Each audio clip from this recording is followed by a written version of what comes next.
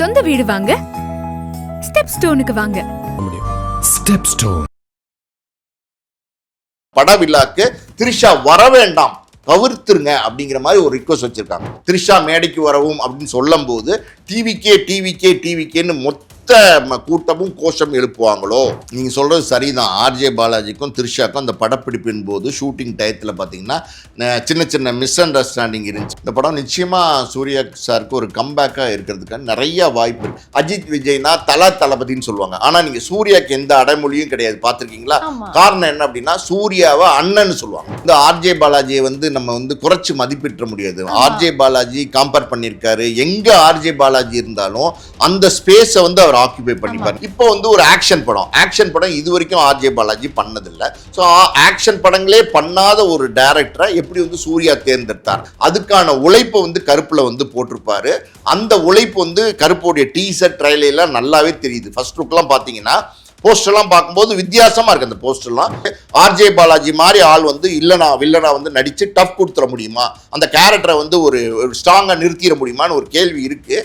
அது எல்லாருக்கும் இருக்கு. ஆனா அது கொஞ்சம் எப்படி சொல்றது, அது ஒரு டிபேட்டா தான் இருக்கு. திரிஷா ஒர்க் பண்ணும்போது பெருசா ஆர்ஜே பாலாஜிட்ட பேசாம கூட படத்துல ஒர்க் பண்ணாங்க அப்படிங்கிற ஒரு டாக் எல்லாம் இருக்கு. அதெல்லாம் உண்மைதான், அதெல்லாம் மறுக்க முடியாது. ஓடி விளையாடு ஓய்ந்திருக்கலாகாது. அதுக்கு தான் சூப்பர் சரவணா ஸ்டோர்ஸ்ல சம்மருக்கு ஆடைகள் வாங்கும் போது outdoor games free.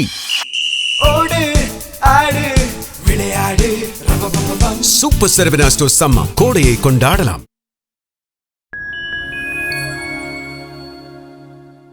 Fine time நேயர்களுக்கு வணக்கம். இன்னைக்கு நம்ம கூட சினிமா விமர்சகர் மற்றும் ஆஸ்கர் மூவிஸ் ப்ரொடியூசர் பாலாஜி பிரபு சார் இருக்காங்க. வணக்கம் சார். வணக்கம். ஓகே சார், இப்போ கருப்பன் மூவியோடைய ட்ரைலர் ரிலீஸ் ஆச்சு. ரிலீஸ் ஆகி அது ஒரு நல்ல வியூஸே போச்சு. இப்போ May 14th அந்த படமும் ரிலீஸ் ஆக போது. ப்ரீ புக்கிங்ஸ் எல்லாமே ஓப்பன் ஆகி 1 crore ப்ரீ புக்கிங் கிராஸ் பண்ணியிருக்கு. ஸோ சூர்யா சாரோடைய இந்த படம் ஆல்ரெடி அவர் நடித்த நிறைய படம் ஃப்ளாப் ஆயிருக்கு. ஸோ இந்த படம் எப்படி அமைய போகுது? இந்த படம் நிச்சயமா சூர்யா சாருக்கு ஒரு கம்பேக்காக இருக்கிறதுக்கு நிறைய வாய்ப்பு இருக்கு. காரணம் என்ன அப்படின்னா, சூர்யா கதை தேர்வு எப்பவுமே நல்லா பண்ணுவார். 1-2 படங்கள் எப்பவுமே எவ்வளோ பெரிய ஸ்டாராக இருந்தாலும் மிஸ் ஆகும். அது நம்ம ஒன்றுமே பண்ண முடியாது.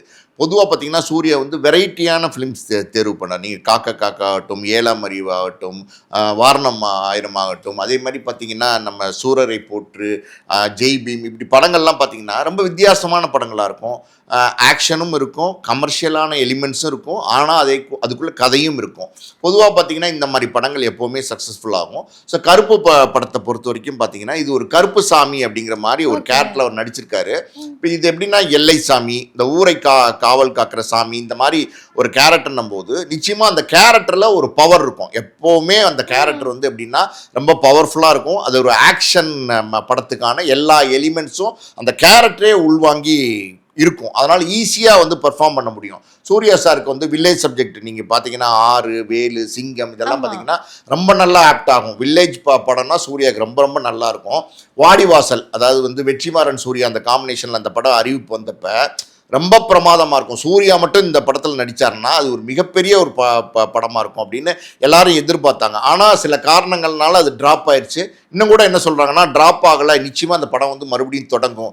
ஏன்னா அந்த ஒரு கேரக்டரில் சூர்யா மாதிரி ஒரு கிராமத்து லுக்கு உள்ள, அதே நேரத்தில் பார்த்தீங்கன்னா எல்லாருக்கும் பிடிச்ச ஒரு நாயகன் நடித்தா தான் நல்லாயிருக்கும், சூப்பராக இருக்கும் அப்படின்னு பேசுகிறாங்க. ஸோ மறுபடியும் வாடிவாசல் தொடங்க கூட போகிறாங்கன்னு சொல்கிறாங்க.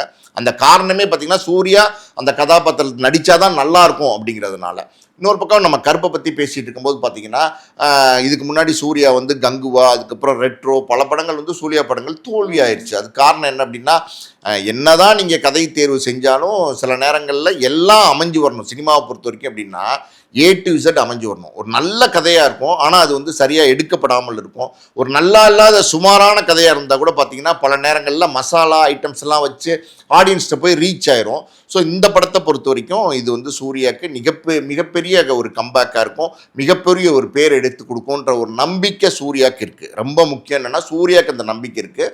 சூர்யாவை பொறுத்த வரைக்கும் பார்த்தீங்கன்னா சூர்யாவுக்குன்னு ஒரு செட் ஆஃப் ஆடியன்ஸ் இருக்காங்க. ஆக்சுவலி பார்த்தீங்கன்னா ரஜினி அப்படின்னா சூப்பர் ஸ்டார்னு சொல்லுவாங்க, கமல் அப்படின்னா உலக நாயகன் சொல்லுவாங்க, அஜித் விஜய்னா தளபதினு சொல்லுவாங்க. ஆனா நீங்க சூர்யாக்கு எந்த அடைமொழியும் கிடையாது. பார்த்துருக்கீங்களா? காரணம் என்ன அப்படின்னா சூர்யாவை அண்ணன்னு சொல்லுவாங்க. சூர்யா அண்ணன் அப்படின்னு சொல்லுவாங்க, சூர்யா அண்ணான்னு சொல்லுவாங்க. அந்த கனெக்டிவிட்டி வந்து சூர்யாவுக்கு இருக்குது. ஸோ வந்து ஒவ்வொரு தமிழ் ஆடியன்ஸும் சூர்யா வந்து அண்ணனாக பார்க்குறாங்க. ஸோ அது ஒன்று. அது இல்லாமல் பார்த்தீங்கன்னா சூர்யா வந்து ஆர்ஜே பாலாஜி சொன்ன இந்த கருப்பு கதை மேலே பெரிய நம்பிக்கையை வச்சு தான் ஆர்ஜே பாலாஜிக்கு இந்த வாய்ப்பை கொடுத்தாரு. ஆமா சார், அதே மாதிரி நம்ம பார்க்கும்போது நீங்க சொன்ன மாதிரி சூர்யா சார் வந்து கதையை வந்து நல்லா வந்து தேர்வு எடுத்து தான் பண்ணுவாருன்னு. இப்போ ஆர்ஜே பாலாஜி சாரை பார்த்தீங்கன்னா இதுக்கு முன்னாடி வந்து அவர் எடுத்த படம் எல்கேஜி ஆகட்டும், மூக்குத்தி அம்மன் ஆகட்டும், எல்லாமே வந்து ஒரு கமர்ஷியலான படம். இப்போ சூர்யா சார் பார்க்கும்போது அவர் வந்து ஒரு ஆக்ஷன் ஹீரோ. அவர் வந்து எப்படி இந்த கதைக்கு வந்து ஓகே சொல்லியிருப்பாருன்னு நினைக்கிறீங்க? அதாம்மா, நீங்க வந்து ஆர்ஜே பாலாஜியை வந்து நம்ம வந்து குறைச்சு மதிப்பிட முடியாது. ஆர்ஜே பாலாஜி கம்பேர் பண்ணியிருக்காரு. எங்க ஆர்ஜே பாலாஜி இருந்தாலும் அந்த ஸ்பேஸை வந்து அவர் ஆக்கியூபை பண்ணிப்பார். நீங்க பார்த்துருப்பீங்க, ஆர்ஜே பாலாஜி ஒரு பப்ளிக் கிரௌட்ல இருந்தான்னு வச்சுக்கோங்களேன், அவரை மேல அந்த அட்ராக்ஷனை திருப்பிக்கக்கூடிய ஒரு கேரக்டர் தான் ஆர்ஜே பாலாஜி. ஸோ டேலண்ட், அது டேலண்ட் இல்லாமல் இவ்வளோ பெரிய இடத்த அடைஞ்சிருக்க முடியாது. நீங்க முதல் படம் எல்கேஜி, அதுக்கப்புறம் வீட்டில் விசேஷம், அந்த மூக்குத்தி அம்மன் எல்லாமே வெற்றி படங்கள் ஆச்சு. இப்போ வந்து ஒரு ஆக்ஷன் படம் இது வரைக்கும் ஆர்ஜே பாலாஜி பண்ணதில்லை. ஸோ ஆக்ஷன் படங்களே பண்ணாத ஒரு டைரக்டரை எப்படி வந்து சூர்யா தேர்ந்தெடுத்தார், அங்கதான் ரொம்ப முக்கியம். அது என்ன அப்படின்னா கதை சொல்ற விதம்னு ஒன்று இருக்கு பார்த்தீங்களா, அது வந்து நீங்க அட்ராக்ட் பண்ற மாதிரி ஹீரோஸ்க்கு சொல்லிட்டீங்கன்னா ஹீரோஸ் வந்து அதை வந்து கால்குலேட் பண்ணிடுவாங்க. நீங்கள் கதை சொல்லும் போதே உங்களுடைய பொட்டன்ஷியல் என்ன, நிச்சயமாக இதை வந்து உங்களால் கரெக்டாக எக்ஸிக்யூட் பண்ண முடியுமா, எடுக்க முடியுமா, நீங்கள் சொல்கிற மாதிரி ஸ்க்ரீனில் வந்து அந்த கதையை கொண்டு வந்துட முடியுமா, அந்த கால்குலேஷன் இருக்குது பார்த்தீங்களா, அது நிச்சயமாக ஹீரோஸ்க்கு இருக்கும். அதுவும் சூர்யா மாதிரி மெச்சூர்டான ஹீரோஸு கிட்டத்தட்ட 45 படம் நடிச்சிட்டாரு. ஏற்கனவே பல படங்கள் கதை தேர்வு பண்ண அனுபவம் இருக்கும் சூர்யாவுக்கு. ஸோ அந்த விதத்தில் ஆர்ஜே பாலாஜி சொன்ன அந்த கதை வந்து சூர்யாவுக்கு ரொம்ப பிடிச்சிச்சு. அதனால தான் ஆர்ஜே பாலாஜியை தேர்ந்தெடுத்தார். ஆர்ஜே பாலாஜி அவரை பொறுத்த வரைக்கும் அவர் பாயிண்ட் ஆஃப் வியூவில் என்ன அப்படின்னா, இது வரைக்கும் நீங்கள் சொன்ன மாதிரி பார்த்தீங்கன்னா குடும்ப படங்கள், காமெடி படங்கள் பண்ணிட்டு இருந்த ஒரு டைரக்டர் இன்னைக்கு வந்து ஒரு ஸ்டார். சூர்யா வந்து ஒரு பெரிய ஸ்டார் தமிழ் சினிமாவில். அவருடைய படத்தை இயக்கக்கூடிய வாய்ப்பு ஆர்ஜே பாலாஜி கிடைச்சிருக்கணும் போது அந்த ஆப்பர்ச்சுனிட்டியை கரெக்டாக பயன்படுத்தணும் அப்படின்னு நிச்சயமா அவர் நினைப்பாரு. அதுக்கான உழைப்பை வந்து கருப்புல வந்து போட்டிருப்பாரு. அந்த உழைப்பு வந்து கருப்புடைய டீசர் ட்ரைலெல்லாம் நல்லாவே தெரியுது. ஃபர்ஸ்ட் லுக்லாம் பார்த்தீங்கன்னா போஸ்டர்லாம் பார்க்கும்போது வித்தியாசமாக இருக்குது அந்த போஸ்டர்லாம். ஸோ மொத்தத்தில் ஆர்ஜே பாலாஜி இந்த படம் அவர் சக்ஸஸ் பண்ணாதான் அடுத்தடுத்து அவருக்கு வந்து பெரிய பெரிய நடிகர்கள் அவருடைய டைரக்ஷனில் நடிக்கிறதுக்கு சம்மதிப்பாங்க. அதனால் அவருடைய வாழ்க்கையும் இதுக்குள்ளே இருக்குது. நீங்கள் பார்த்தீங்கன்னா ஆர்ஜே பாலாஜியோட சினிமா கேரியர் இதுக்குள்ளே இருக்குது. ஒருவேளை இந்த படம் சரியாக பண்ணாமல் தோத்துட்டார் அப்படின்னா இதுக்கப்புறம் ஆர்ஜே பாலாஜியோட கேரியரே வந்து கேள்விக்குறியாயிரும். ஸோ இதெல்லாம் கால்குலேட் பண்ணி நிச்சயமாக அந்த படத்தில் வந்து ஆர்ஜே பாலாஜி அவருடைய எஃபர்ட்டை போட்டிருப்பாரு, முழு எஃபர்ட்டை போட்டிருப்பாரு. அந்த வெற்றி அது நிச்சயமாக வந்து கிடைக்கும். இன்னொரு விஷயம் நான் சொல்கிறேன் கேளுங்க, கருப்பு வரப்போகிற இந்த டைம் இருக்குது பார்த்தீங்களா, இது வந்து ரொம்ப அற்புதமான டைம். நீ மே 14 ரிலீஸ்னும் போது இதுக்கு முன்னாடி வந்து எலெக்ஷன் ஃபீவர் இருந்துச்சு. ஏப்ரல்ல எல்லாம் பார்த்தீங்கன்னா பயங்கரமாக எலெக்ஷனை பற்றி தேர்தல் பிரச்சாரம், தேர்தல் முடிஞ்சிருச்சு, எக்ஸிட் போல், யார் வருவா, முதலமைச்சர் யாராக வருவாங்க, அப்படி இப்படி ஏகப்பட்ட அரசியல் சூழ்நிலைகளை பற்றி தான் எல்லாரும் விவாதம் பண்ணிட்டு இருந்தாங்க. ஸோ இன்னைக்கு அது செட்டில் டவுன் ஆயிடுச்சு. விஜய் வந்து சீஃப் மினிஸ்டர் ஆகிட்டாருன்னும் போது இனி அரசியல் வந்து கொஞ்சம் கம்மியாயிரும், அந்த அரசியலுடைய அந்த பேச்சு வந்து கொஞ்சம் கம்மியாயிரும். ஸோ இப்படி இருக்கிற சூழ்நிலையில் இந்த மே 14 வந்து சம்மர் வெக்கேஷன் போது ஸ்கூலு காலேஜ் எல்லாமே ஹாலிடேஸில் இருக்கும். டோட்டலாக பார்த்தீங்கன்னா இந்த வெக்கேஷனை வந்து என்ஜாய் பண்ணுற மூடில் வந்து ஆடியன்ஸ் இருப்பாங்க. எப்போவுமே அப்படின்னா நீங்கள் என்னதான் பீச்சுக்கு போனாலும், பார்க்குக்கு போனாலும், மாலுக்கு போனாலும் இந்த தியேட்டர் எக்ஸ்பீரியன்ஸ்னு ஒன்று இருக்குது பார்த்தீங்களா, 2.5 மணி நேரம் வந்து உங்களுக்கு ஒரு மஜாவான ஒரு ஃபீலை கொடுக்கறக்கூடிய ஆட்டம், பாட்டம், கொண்டாட்டம், பஞ்ச் டைலாக் இதெல்லாமே மிக்ஸ் பண்ணி ஒரு என்டர்டைன்மெண்ட் கொடுக்கக்கூடிய மீடியா அப்படின்னா அது சினிமா தான். அந்த வகையில் பார்த்தீங்கன்னா சினிமாவை பார்க்கறதுக்கு தான் ஆர்வம் காட்டுவாங்க. சூர்யா படம் வருது அப்படின்னும் போது அது இன்னும் கொஞ்சம் ஜாஸ்தியாகவே இருக்கும். சூர்யானும் போது ஒரு நம்பர் 1 ஸ்டாராக இருக்காரு, மிக முக்கியமான நடிகராக இருக்காருன்னும் போது அவர் படத்துக்கு ஒரு பெரிய கூட்டம் வரும். ஸோ அது இல்லாமல் பார்த்தீங்கன்னா இன்னைக்கு வந்து படங்கள், வேற படங்கள் இன்னைக்கு வந்து இல்லை, எதுவுமே ரிலீஸ் இல்லை. அதிகமான ஸ்க்ரீன்ஸ் எனக்கு தெரிஞ்சு பார்த்தீங்கன்னா 600 ஸ்க்ரீன்ஸ்க்கு மேலே தமிழ்நாட்டில் மட்டும் ரிலீஸ் பண்ணுறாங்க. அது இல்லாமல் சூர்யாவுக்கு வந்து பார்த்தீங்கன்னா ஆந்திராவில் பெரிய மார்க்கெட் இருக்குது, அங்கேயுமே பார்த்தீங்கன்னா வேற பெரிய படங்கள் வராதனால சூர்யா படம் அதுவுமே சோலோ வருது. ஸோ வேர்ல்டு வைட் பார்த்தீங்கன்னா சூர்யாவோட படத்துலேயே கருப்பு படம் அதிகமான ஸ்க்ரீன்ஸ் வந்து ரிலீஸ் ஆகுது. அது காரணம் என்னென்னா வேற படங்கள் போட்டி இல்லாமல் இருக்குது. அது வந்து சோலோவாக வரும்போது எப்படின்னா அது ஆட்டோமேட்டிக்காகவே நல்லா இருக்குன்ற ரிப்போர்ட் வந்துருச்சுன்னா 2 வாரத்துக்கு யாராலையுமே அசைக்க முடியாத ஒரு வெற்றி, ஒரு கலெக்ஷன் நிச்சயமாக அந்த கருப்பு படத்துக்கு கிடைக்கும். Okay sir. அதே மாதிரி வந்து நம்ம ஆர்ஜே பாலாஜி சாரை பார்க்கும்போது இந்த படத்துல அவர் டைரக்ட் பண்ணது மட்டும் இல்லாம நடிச்சுமே இருக்காரு. சோ முன்னாடி பார்க்கும்போது அவர் வந்து நம்ம ஒரு காமெடி ரோல்ல பார்த்திருப்போம், இல்லனா எமோஷனலான ரோல்ல கூட பார்த்திருப்போம். பட் இந்த படத்துல வந்து வில்லனா அவர் வந்து வந்திருக்காரு, பேபி கண்ணன்ன்ற ஒரு கேரக்டர்ல. சோ இவருக்கு இந்த வில்லன் ரோல் வந்து எப்படி இருக்கும்னு நினைக்கிறீங்க? சொல்ல முடியாதுமா, எந்த புத்துல எந்த பாம்பு இருக்குன்னு சொல்லுவாங்கல்ல, அந்த மாதிரி பார்த்தீங்கன்னா எதுவுமே நம்ம கணிக்க முடியாது. பொதுவாக பார்த்தீங்கன்னா இந்த மாதிரி மாஸ் படம், இந்த மாதிரி ஆக்ஷன் படம், இதுக்கு வந்து பார்த்தீங்கன்னா வில்லன் வந்து ரொம்ப டஃப்பாக இருக்கணும், ஒரு பில்டடான ஒரு வில்லன் இருக்கணும், ஒரு பிரகாஷ்ராஜ் மாதிரியான ஒரு வில்லன் இருக்கணும் இப்படின்னு நம்ம வழக்கமா எதிர்பார்க்கறது நியாயம்தான். ஆனா சில நேரங்கள்ல பாத்தீங்கன்னா இந்த கால்குலேஷனை வந்து உடைச்சு பல படங்கள் வெற்றி அடைஞ்சிருக்கு. அந்த வரிசையில் நம்ம சொல்லணும் அப்படின்னா தனி ஒருவனை நம்ம சொல்லலாம். ஜெயம் ரவி நடிச்சிருந்தாரு. அவருக்கு எதிர்ப்பா பாத்தீங்கன்னா அரவிந்த் சாமி வந்து வில்லனா நடிச்சிருப்பாரு. ஸோ அந்த கேரக்டர்ல அவர் என்ன ரொம்ப மாசான அடிதடி ஆக்ஷன் ஹீரோவா வில்லனாவா நடிச்சிருந்தாரு இல்ல, ஒரு சாதாரணமா ஒரு கால்குலேட் பண்ணக்கூடிய ஒரு மென்டல் கால்குலேஷன்லயே வந்து அடிச்சு தூக்கிட்டு போற ஒரு வில்லனா நடிச்சிருந்தாரு. அது எவ்வளவு பெரிய வெற்றி அடைஞ்சிச்சு. அந்த மாதிரி வந்து பல நேரங்கள்ல நம்மளுடைய கால்குலேஷன், ரெகுலர் ஃபார்முலா இதெல்லாம் உடைக்கிறதுக்கான வாய்ப்பு இருக்குது. அப்படி உடைச்சு பல படங்கள் வெற்றி அடைஞ்சிருக்கு. ஸோ இந்த படத்தை பொறுத்த வரைக்கும் பார்த்தீங்கன்னா நான் எப்படி ஆர்ஜே பாலாஜியை வந்து ஒரு டேரக்டராக குறைச்சு மதிப்பிட முடியாதுன்னு சொன்னனோ, அதே மாதிரி ஒரு நடிகராகவும் அவருடைய ஸ்கோரிங் என்னன்றது நமக்கு தெரில. அதாவது ட்ரைலர் நேற்றுக்கு வந்திருக்கு, ட்ரைலரில் பார்த்தா அவர் தான் வில்லன்கிறது வந்து ரொம்ப தெளிவாக தெரியுது. ஸோ அப்படி இருக்கும்போது சூர்யாவுக்கு வில்லன் ஆர்ஜே பாலாஜியா அப்படின்னும் போது எல்லாருமே ஒரு சந்தேகம் இருக்குது. இது சரியாக வருமா, நல்லா இருக்குமா? சூர்யா மாதிரி ஒரு மாஸ் ஹீரோ, ஆக்ஷன் ஹீரோக்கு வந்து ஆர்ஜே பாலாஜி மாதிரி ஆள் வந்து வில்லனா வந்து நடிச்சு டஃப் கொடுத்துட முடியுமா? அந்த கேரக்டரை வந்து ஒரு ஸ்ட்ராங்கா நிறுத்திட முடியுமான்னு ஒரு கேள்வி இருக்கு. அது எல்லாருக்கும் இருக்கு. ஆனா அது வந்து கொஞ்சம் எப்படி சொல்றது, அது ஒரு டிபேட்டா தான் இருக்கு. படம் வந்தாதான் தெரியும் அவர் என்ன பண்ணியிருக்காருங்கிறது. பொதுவா பாத்தீங்கன்னா அவருக்கு ஒரு கான்ஃபிடன்ஸ் இருந்ததுனால தான் இந்த வில்லன் கதாபாத்திரத்தை நம்மளே நடிக்கலாம்னு நடிச்சிருக்காரு.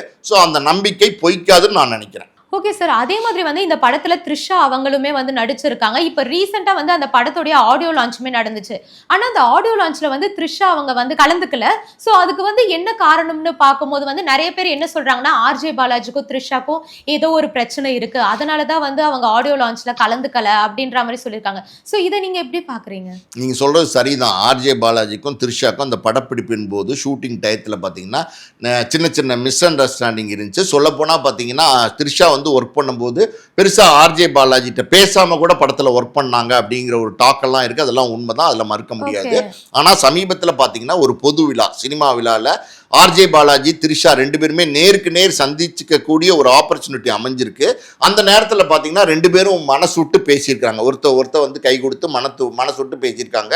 ஸோ அந்த பாயிண்ட்லேயே பார்த்தீங்கன்னா அந்த ஈகோங்கிறது முடிஞ்சிருச்சு. சினிமா அரசியல் ரெண்டுலேயும் நீங்கள் பார்த்தீங்கன்னா நிரந்தர நண்பனும் கிடையாது, நிரந்தர எதிரியும் கிடையாதுன்னு சொல்லுவாங்க. இதெல்லாம் எப்படின்னா ஒரு சின்ன ஈகோ தான். RJ Balaji as a director அவர் ஒன்று எதிர்பார்த்திருப்பாரு. த்ரிஷா அவங்க ஒரு நடிகை, அவங்க கிட்டத்தட்ட 23-24 வருஷமா வந்து தொடர்ந்து சினிமா இண்டஸ்ட்ரியில நடிச்சிட்டு இருக்கிறாங்க. நம்பர் 1 ஸ்டாரா இருக்காங்க, ஹீரோயினாவே நடிச்சிட்டு இருக்கிறாங்க, பிரபல நடிகர்களோட இன்னைக்கு வந்து ஜோடி போட்டு நடிச்சிட்டு இருக்காங்க. அப்படின்னும் போது அவங்களுக்குள்ள ஏதாவது ஒரு கால்குலேஷன் இருக்கும். டைரக்டர் சொல்றதுல அவங்களுக்கு ஏதாவது பிடிக்காம இருந்திருக்கலாம். இந்த மாதிரி ஏதாவது நடக்கிறதுங்கிறது சினிமா துறையில வழக்கமான ஒன்று தான். அப்படிதான் வந்து நடந்தது. அது ஒரு எப்படி சொல்றது, காலங்காலத்துக்கும் பகையை எடுத்துட்டு போற மாதிரி ஒண்ணுமே கிடையாது. நேர பார்த்ததுனால அந்த பகையெல்லாம் முடிஞ்சிருச்சு. நீங்க ஆர்ஜே பாலாஜி பார்த்திருப்பீங்க, அந்த ஆடியோ ரிலீஸ்ல பேசினாரு, த்ரிஷாவா இருக்கிறது எவ்வளவு கஷ்டம்னு த்ரிஷாக்கு தான் தெரியும்னு சொல்லியிருப்பாரு. அது உண்மைதான், 100% உண்மைதான். அந்த அளவுக்கு ஒரு டஃப்பா வந்து பாத்தீங்கன்னா த்ரிஷா வந்து இன்னைக்கு எத்தனையோ ஹீரோயின்ஸ் நடுவில் வந்தா கூட அந்த காம்படிஷன்ல அவங்க முன்னாடி நிற்கிறாங்க. த்ரிஷா ஆகட்டும், நயன்தாரா ஆகட்டும், ரெண்டு பேருமே அந்த சமகால போட்டி நடிகர்களாக உள்ள வந்தாங்க. அந்த போட்டி இன்னைக்கும் அவங்களுக்குள்ள இருக்கு. அந்த காம்படிஷன்ல ரேஸ்ல வந்து அவங்க ரெண்டு பேருமே இன்னைக்கு ஃபர்ஸ்ட்ல இருக்காங்க. அந்த வகையில் பார்த்தீங்கன்னா த்ரிஷா அவங்க வந்து இந்த படத்தில் நடிச்சிருக்காங்க. த்ரிஷா சூர்யா காம்பினேஷன், மௌனம் பேசியதே காம்பினேஷன் நம்ம யாருமே மறந்துருக்க மாட்டோம். அது ஒரு நல்ல காம்பினேஷன். ஸோ மறுபடியும் நீண்ட இடைவெளிக்கு அப்புறம் த்ரிஷாவும் சூர்யாவும் சேர்ந்து நடிச்சிருக்காங்கன்னும் போது நிச்சயமா, அதான் சொல்றேன்ல, நிச்சயமா அது வந்து பெருசா பேசப்படுற ஒரு காம்பினேஷனா ஒரு பேரா இருக்கும். நீங்க ஆடியோ ரிலீஸ்க்கு ஏன் த்ரிஷா அழைக்கப்படலை, அது இந்த கோவத்தினாலதான் சொல்லி கேட்டீங்க. கோவங்கிறது நான் சொன்னேன் ஒன்றும் இல்லாமல் போச்சு. ஸோ ஏன் த்ரிஷா அதுக்கு மேலே ஆடியோ ரிலீஸ்க்கு அழைக்கப்படலை? மதுரையில் பிரம்மாண்டமாக அந்த ஆடியோ ரிலீஸ் நடந்துச்சு. ஆனால் த்ரிஷா மிஸ்ஸிங், அந்த படத்தினுடைய ஹீரோயின் மிஸ்ஸிங். ஏன் மிஸ்ஸிங், என்ன காரணம் அப்படின்னு எல்லாரும் கேட்க ஆரம்பிச்சிட்டாங்க. அது உண்மைதான், த்ரிஷாக்கு வந்து அழைப்பு அனுப்பப்பட்டது. ஆனால் த்ரிஷா கிட்ட வந்து ஒரு ரிக்வஸ்ட் வச்சிருக்காங்க தயாரிப்பு நிறுவனம், இயக்குனர், அப்புறம் பார்த்தீங்கன்னா சூர்யா எல்லாருமே. என்னன்னா இந்த பட விழாக்கு த்ரிஷா வர வேண்டாம் தவிர்த்துருங்க அப்படிங்கிற மாதிரி ஒரு ரிக்வஸ்ட் வச்சிருக்காங்க. அதுக்கான காரணம் என்ன? அதுக்கான காரணம் என்ன அப்படின்னா, அந்த நீங்க பாத்தீங்க அந்த ஆடியோ ரிலீஸ் வந்து ரொம்ப பெரிய மாசான ஒரு ஆடியோ ரிலீஸா நடந்தது. பெரிய க்ரௌட் இருந்தது. அந்த க்ரௌடு பார்த்தீங்கன்னா சூர்யாண்ணான்னு பெரிய வைபு என்ஜாய்மெண்ட்ல இருந்தாங்க. அந்த ஆடியோ ரிலீஸே பார்த்தீங்கன்னா சூர்யாவை ஃபோக்கஸ் பண்ணி தான் நடந்தது. ஏன்னா அந்த படத்தினுடைய கதாநாயகன் சூர்யா, அது கருப்பனுடைய ஆடியோ ரிலீஸு சூர்யாவை ஃபோக்கஸ் பண்ணி தான் நடந்தது. அந்த இடத்துல இந்த க்ரௌடு ஃபுல்லாகவே சூர்யா ஆடியன்ஸு. திரிஷா அந்த படத்துல கதாநாயகியா இருந்தா கூட இன்னைக்கு இருக்கிற சூழல்ல திரிஷா அங்க வந்து மேடைக்கு அழைக்கப்படும் போது, திரிஷா மேடைக்கு வரவும் அப்படின்னு சொல்லும் போது டிவிக்கேன்னு மொத்த கூட்டமும் கோஷம் எழுப்புவாங்களோ, எழுப்புறதுக்கு வாய்ப்பு இருந்திருக்கும். அது வந்து ஏன்னா அந்த ரியாலிட்டி அப்படிதான் இருக்கு. ஸோ அப்படி ஒரு சத்தம் வந்து ஒரு கோஷம் வந்து அங்க வர்ற ஒரு சூழல் உருவாச்சுன்னா இது படவில்லா. அவங்களுடைய மோட்டிவ் என்ன அப்படின்னா இந்த படத்தை வந்து ப்ரொமோட் பண்ணணும். ஸோ இங்கே சூர்யாவுக்கு தான் இம்பார்ட்டன்ட் இருக்கு. அப்படி இருக்கும்போது அது வந்து டிஸ்டர்ப் ஆயிடக்கூடாது அப்படிங்கிறதுனால தான் திரிஷாக்கு அழைப்பிதழும் அனுப்பிச்சிட்டு திரிஷா கிட்ட ரிக்வஸ்ட் பண்ணியிருக்காங்க. இந்த மாதிரி வந்து இருக்கிற சங்கடங்களை நான் சொன்னதை சொல்லி இது மாதிரி இருந்து நீங்க கொஞ்சம் வராமல் இருந்தால் நல்லா இருக்கும்னு சொன்னதுனால திரிஷாவுமே அந்த ரியாலிட்டி அந்த கல சூழலை புரிஞ்சுக்கிட்டு ஓகே நோ ப்ராப்ளம் நீங்கள் ப்ரொசீட் பண்ணுங்க அப்படின்னு சொல்லிட்டாங்க. ஸோ திரிஷா அழைக்கப்படாமலாம் இல்லை, அழைக்கப்பட்டாங்க, ஆனால் வரல. Okay sir. அதே மாதிரி வந்து முன்னாடி வந்து ஆர்ஜே பாலாஜி வந்து மூக்குத்தி அம்மன் எடுத்திருக்காரு.